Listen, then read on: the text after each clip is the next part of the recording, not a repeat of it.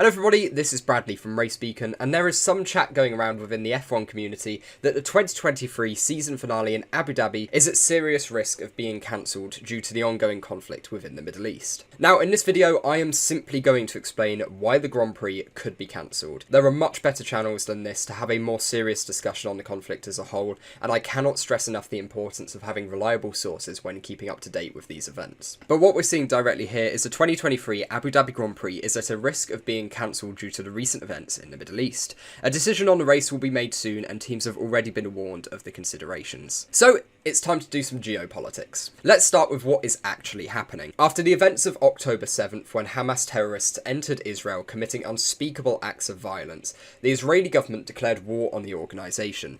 This organisation is currently in control of Palestine after they ousted the previous government forces and forced them out of the territory in 2007. Now, due to the nature of the Middle East, and by that I mean large amounts of land controlled by what are predominantly Iranian-backed terror organisations, especially in this conflict, there is a serious risk of the conflict escalating into a much wider regional conflict, and this is what the FIA and FOM are clearly concerned about, as are military analysts across the globe. Some examples of this is in southern Lebanon. You have Hezbollah, who are a bigger terrorist organisation than Hamas. They have a lot more resources at their disposal and are Iranian-backed. Then you also have the Yemen Houthi rebels, and if we look back at what they were able to do at the Saudi Arabian Grand Prix in 2022, you may remember them. When there was a lot of smoke in the background, that was a Houthi attack on a Saudi Arabian oil facility. So as we can see, and for people who don't know, this is a long-standing conflict. This is a decade, generation-long conflict. So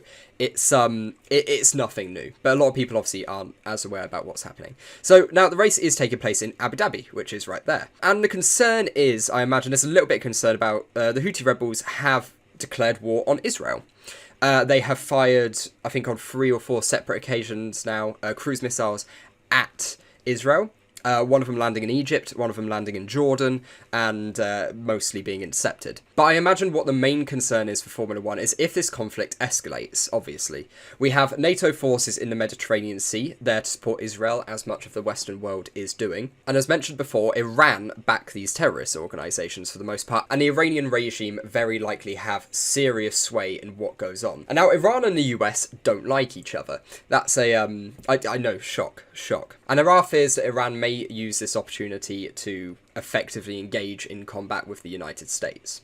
And that would obviously lead to, again, a wider regional conflict with NATO forces at play. And what's the concern there is, well, okay, why does that affect the UAE? The UAE, you know, they're one of the more friendly Arab nations with Israel. They were the first Arab nation to agree a deal in 2020. You know, they're friendly, they won't get involved. Well, yeah, the UAE very well may not get involved, but the problem is the Gulf of Oman. Now, this area of the world, there's a lot of oil that travels through here. And it would be key to any conflict. Iran have repeatedly targeted oil tankers. And now let's say we have, you know, F1 shipments coming in through here during a live regional conflict in the Middle East to get to the race in Abu Dhabi. Yeah, no, that's not going to happen, is it?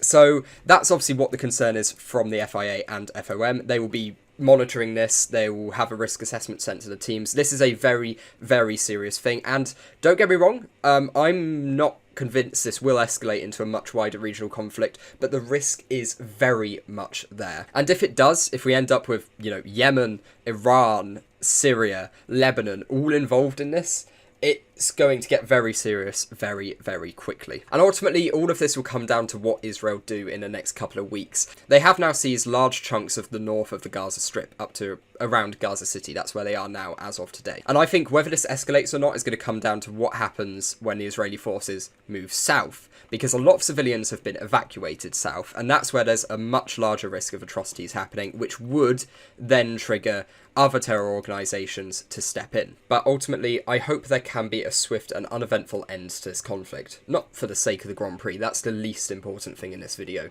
but for the sake of civilians. This video doesn't exist to act as a commentary or really even an in-depth explanation of what's happening. It is simply saying, look, F1 could be impacted by this, and this is why. But guys, thank you so much for watching. I hope you all stay safe and have a great day. See you next time.